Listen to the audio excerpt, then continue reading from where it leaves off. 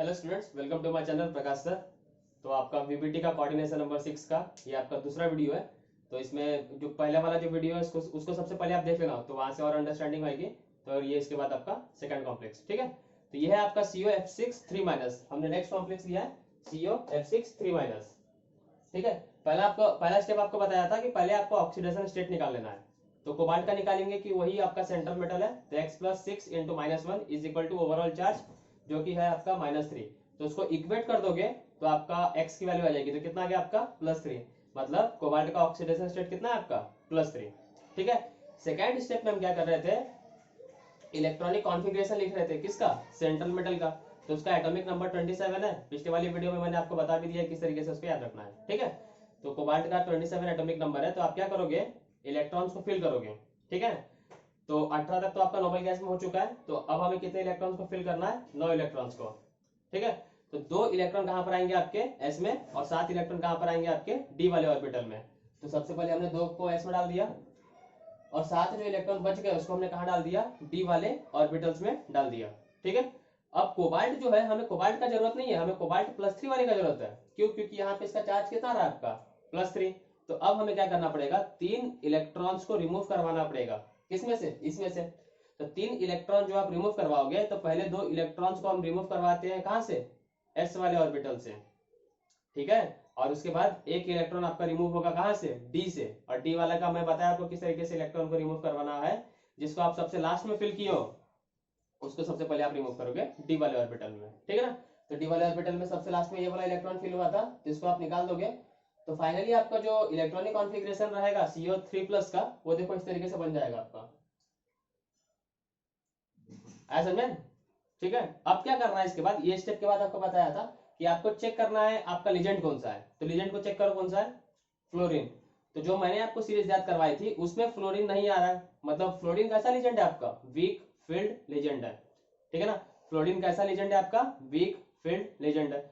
और अगर वो वीक फील्ड लिजेंड होगा तो उसके पास कैपेसिटी नहीं है कि वो इलेक्ट्रॉन्स को पेयर करवा सके, ठीक है।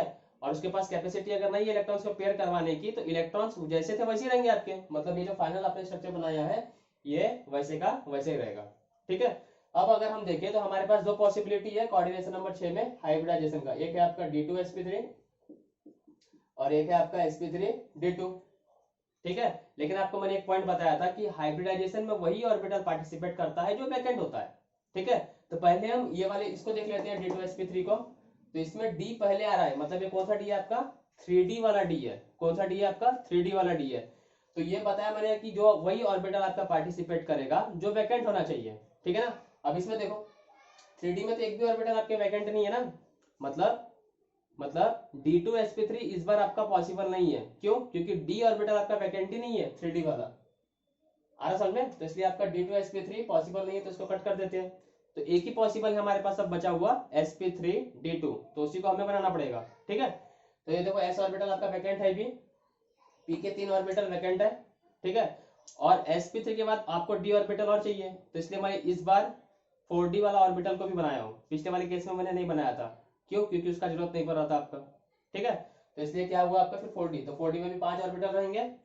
लेकिन हमें sp3d2 बनाना है, तो हमें d के कितने ऑर्बिटल चाहिए, 2। तो हम 2 को ले लेंगे, ठीक है। तो एक s का रहेगा, 3 p के रहेंगे और 2 d के रहेंगे। तो फाइनली फॉर्मेशन किसका हो जाएगा आपका, sp3d2 का, ठीक है ना। तो फाइनली फॉर्मेशन किसका हो जाएगा आपका, sp3d2 का। और बॉन्ड बनने के बाद जो आपके हाइब्रिड ऑर्बिटल्स थे उसमें आपको बताया था इलेक्ट्रॉन्स को पेयर करवा देना है। 2 इलेक्ट्रॉन सब में दे देना, इसमें भी 2, इसमें भी 2, इसमें भी 2, इसमें भी 2, इसमें भी 2, इसमें भी 2, ठीक है। तो वो पता ही है, वो हमारा मतलब वो ये जो प्रॉपर्टीज आप पढ़ रहे हो ना उसमें वो मैटर नहीं करता है, तो वो नहीं बता रहे हैं, बाकी सब आपका। और समझ में आगे भी क्या होगा कि कॉम्प्लेक्स का फॉर्मेशन जब हो जाएगा, जब बॉन्ड्स आपके बन जाएंगे, तो सारे ऑर्बिटल जो पार्टिसिपेट किए थे हाइब्रिडाइजेशन में सबके पास 2 इलेक्ट्रॉन आपका आ जाता है, ठीक है।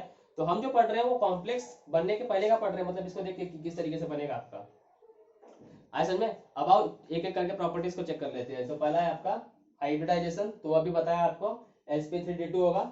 d2sp3 पॉसिबल नहीं है, क्यों, क्योंकि ये जो d ऑर्बिटल है आपका वैकेंट नहीं है, इसलिए आपका d2sp3 का फॉर्मेशन नहीं हो सकता है। इसलिए क्या बनेगा आपका sp3d2। sp3d2 अगर है तो ज्योमेट्री कैसा हो जाएगा आपका ऑक्टाहेड्रल। अब नेक्स्ट है आपका मैग्नेटिक बिहेवियर। तो ये आपको बताया था कि अगर आपके पास अनपेयर्ड इलेक्ट्रॉन्स प्रेजेंट है, अगर आपके पास अनपेयर्ड इलेक्ट्रॉन्स प्रेजेंट है तब जाके कैसा होता है वो पैरामैग्नेटिक। तो आप उसको देख लेते हैं, यहाँ देखो 1 2 3 4। तो अनपेयर्ड इलेक्ट्रॉन्स कितने प्रेजेंट है आपके पास? 4। अनपेयर्ड इलेक्ट्रॉन्स कितने प्रेजेंट है आपके पास? 4। इसलिए कैसा हो जाएगा आपका पैरामैग्नेटिक। ठीक है। अब नेक्स्ट है आपका म्यू। फॉर्मूला क्या था आपका? Under root of n into n plus two. तो यहाँ पे n क्या था? Number of unpaired electrons.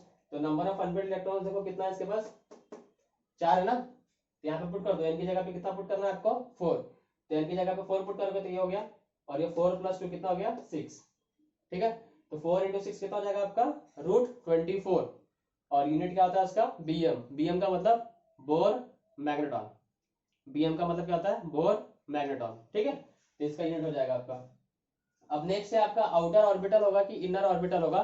तो आपको बताया था कि अगर आपका डी बाहर वाला आ रहा है, जो एस वाला है वही पी वाला है, वही डी वाला ऑर्बिटल अगर आ गया तो उसको हम क्या बोल देते हैं? Outer orbital complex. ठीक है ना। तो इसका आंसर क्या हो जाएगा आपका? Outer orbital complex. इसका आंसर क्या हो जाएगा आपका? Outer orbital complex. कैसे बताया, समझ में है ना? अगर डी सब फोर्थ वाला ऑर्बिटल ही पार्टिसिपेट कर देगा तो हम उसको बोलेंगे आउटर ऑर्बिटल कॉम्प्लेक्स। और डी अगर आपका 3D वाला इस्तेमाल हो गया तो उसको हम क्या बोल देते हैं? Inner orbital complex. तो ये मैंने आपको पहले ही बता दिया है कि इस केस में आपका 3D वाला पार्टिसिपेट नहीं कर सकता। तो कौन पार्टिसिपेट करेगा? आपका 4D वाला बना देगा आउटर ऑर्बिटल कॉम्प्लेक्स। तो यहां तक आ गया समझ में। नेक्स्ट है आपका स्पिन। नेक्स्ट है आपका स्पिन। अब देखो यहां तक तो हम लेकर आए थे, तो यहाँ पे अनपेयर्ड इलेक्ट्रॉन्स कितने प्रेजेंट है? 4 प्रेजेंट है ना। और ये जो आपका लीजेंड है उसने पेयरिंग करवाने की कोशिश भी नहीं की है, पेयरिंग करवाने की कोशिश नहीं की ना। अगर पेयरिंग करवा देता तो आपका अनपेयर्ड इलेक्ट्रॉन्स को कम कर देता, तो हम उसको क्या बोल देते हैं? लो स्पिन। लेकिन ये वाला जो केस है इसमें उसने कुछ भी नहीं किया है, जैसा था वैसे ही है। तो इसलिए हम क्या बोलेंगे इसको? हाई स्पिन, क्योंकि कम करने की कोशिश कर ही नहीं रहा ना आपका, जैसे था वैसे ही है। तो इसको हम क्या बोल देंगे? High spin complex. और मैंने एक चीज आपको बताया था कि जो मैंने लेजेंड याद करवाया है उसमें से अगर आ गया तो क्या बोलेंगे उसको? लो स्पिन। और उसमें से अगर नहीं आया तो हम क्या बोलेंगे? High spin. तो फ्लोरीन है, देख लो, तो फ्लोरीन उसमें से नहीं आ रहा ना आपका, तो इसलिए क्या हो जाएगा? ये हाई स्पिन कॉम्प्लेक्स। तो ये मैंने लिख दिया हाई स्पिन कॉम्प्लेक्स। अब नेक्स्ट ऑक्टाहेड्रल बनाते कैसे हैं? तो ये आपको बताया था कि 4 लीजेंड जो होता है वो एक प्लेन में रहता है इस तरीके से,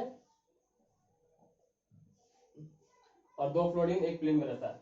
ठीक है। तो ये ऑक्टाहेड्रल का, ये जो आपका CF6 3- है उसका ज्योमेट्री इस तरीके से रहेगा आपका। ठीक है।